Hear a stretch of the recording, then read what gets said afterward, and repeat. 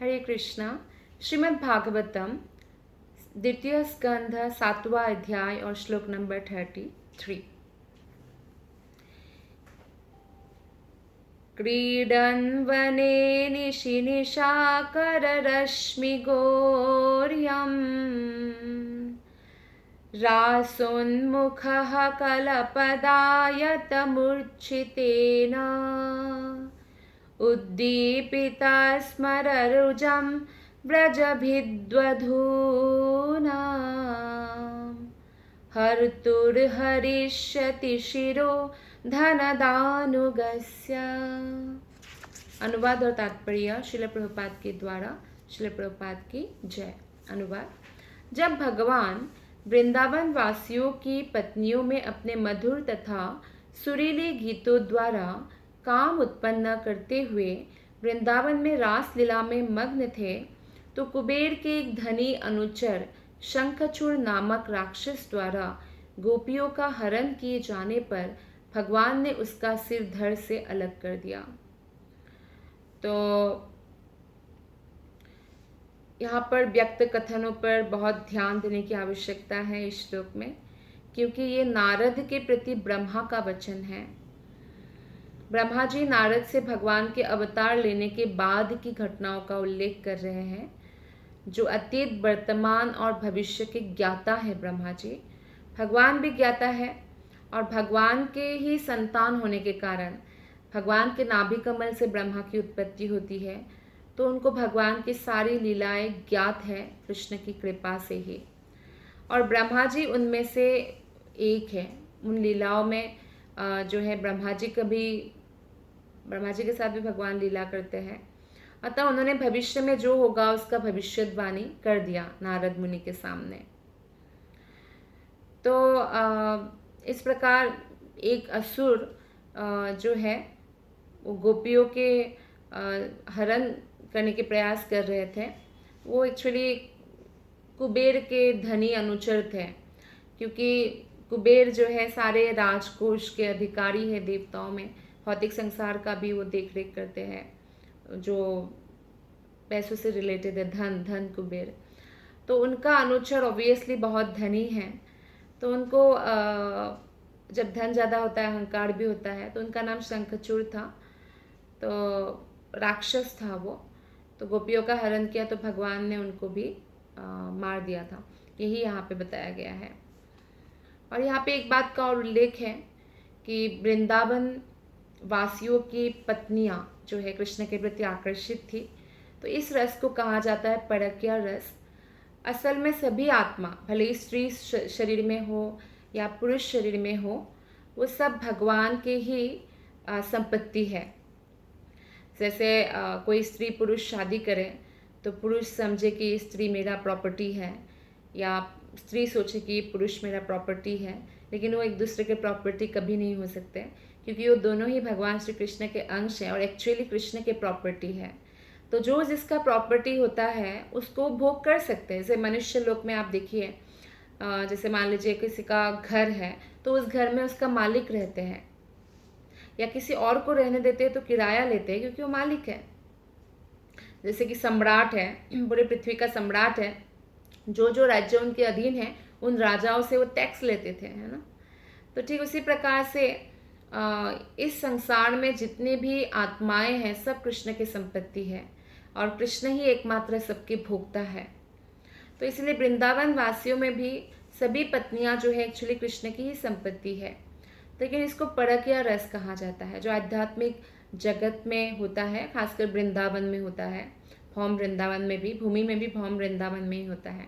क्योंकि जब जब भगवान अवतरित होते हैं ना इस धरातल पर, वो अपना साज सामग्री, अपने पार्षद जो भक्त है उनको लेकर आते हैं, अपना धाम वृंदावन धाम भी लेके आते हैं। इसलिए वृंदावन धाम जो हमारे यहाँ पे है भारत में, वो और गोलक धाम जो वैकुंठ में सबसे ऊंचा प्लेनेट है, उसमें कोई अंतर नहीं है। भौम वृंदावन को तो वैकुंठ से भी गरीयसी कहा गया है, इसलिए क्योंकि कृष्ण यहाँ पे विभिन्न प्रकार की लीला करते हैं। आइए अब पढ़ते हैं श्लोक नंबर 34 और 35।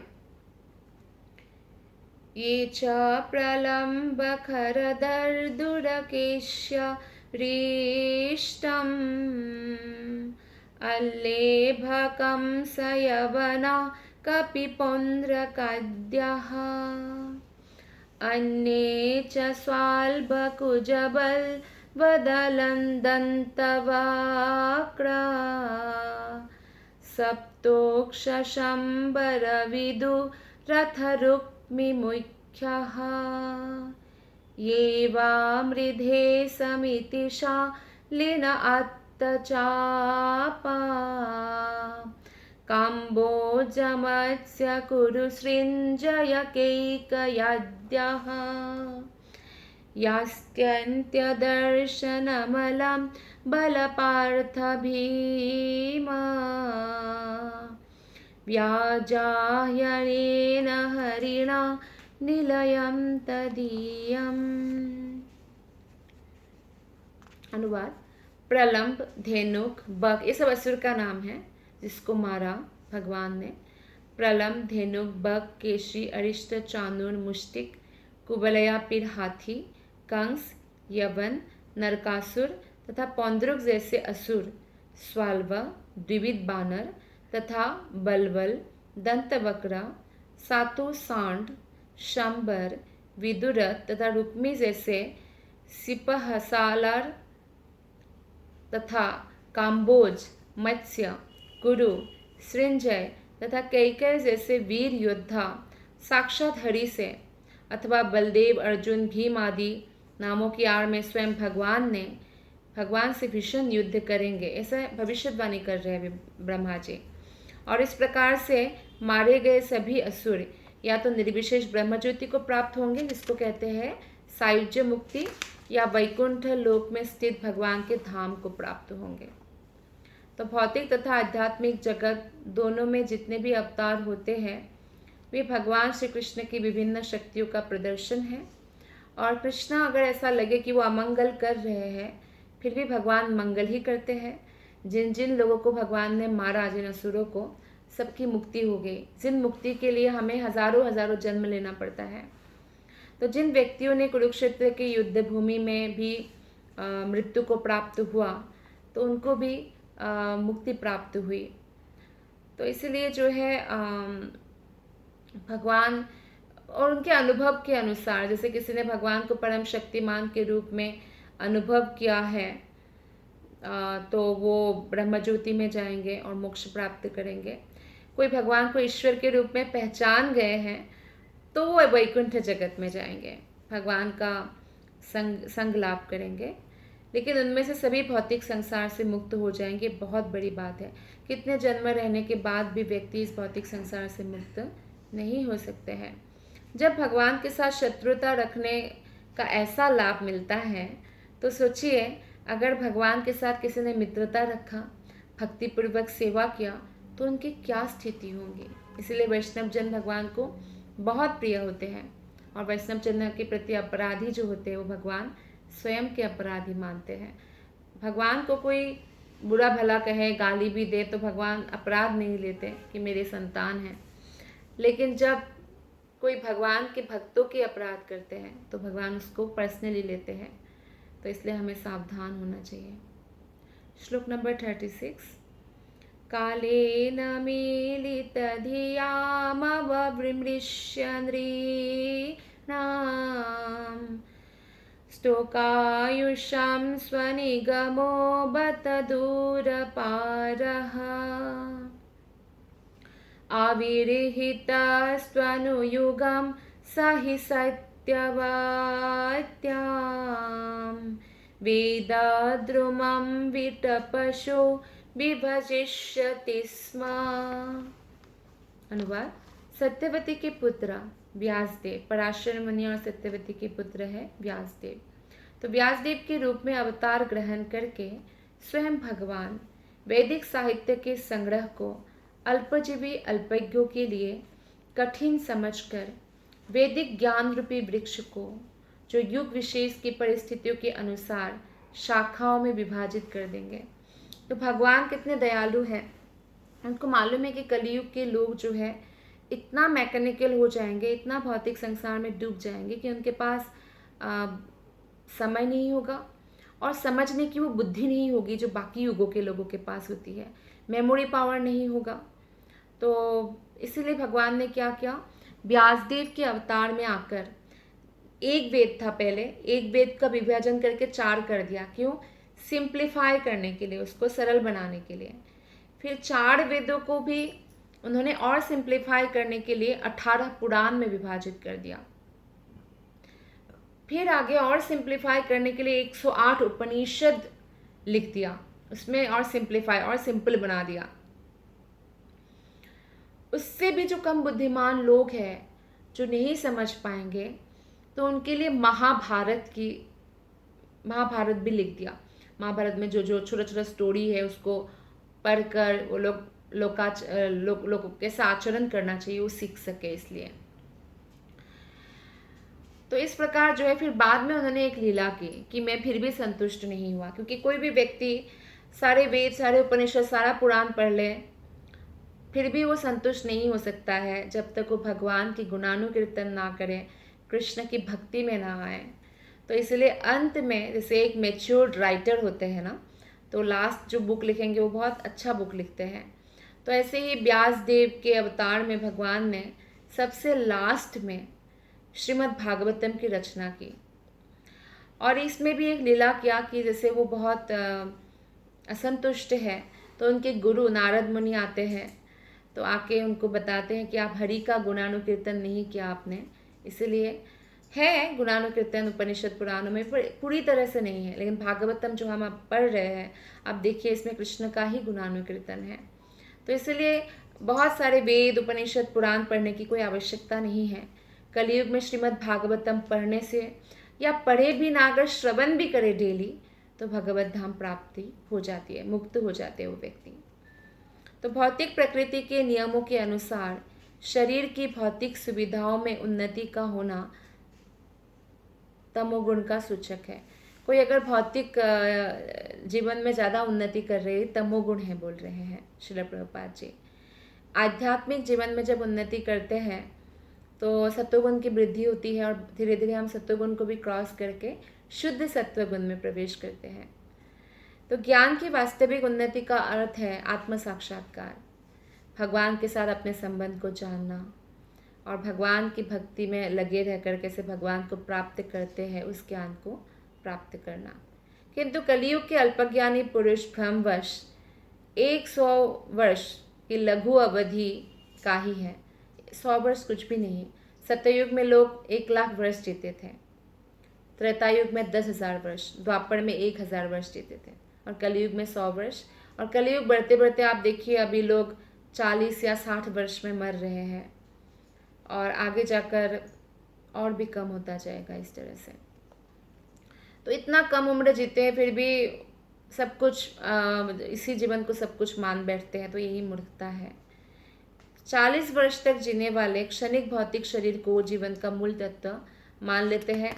तो इसलिए जो बुद्धिमान व्यक्ति है वो शास्त्र का शरण ग्रहण करते हैं, और वो इस प्रकार जो है भगवान के कहे अनुसार जीवन को जीते हैं। श्लोक नंबर 37। देवाद्विषां निगमवर्त मनिनिष्ठितानां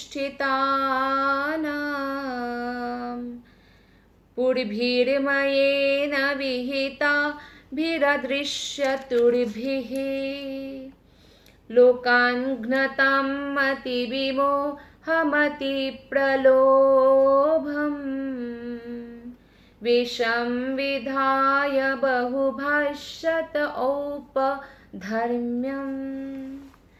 जब नास्तिक लोग वैदिक विज्ञान में अत्यंत दक्ष बनकर परम विज्ञानी मय के द्वारा निर्मित श्रेष्ठ प्रक्षेपास्त्रों में चढ़कर आकाश में अदृश्य उड़ते हुए विभिन्न लोकों के वासियों का संहार करेंगे, तो बुद्ध रूप में अत्यंत आकर्षक वेश धारण करके भगवान उन नास्तिकों को मोह लेंगे और उन्हें उपधर्मों का उपदेश देंगे।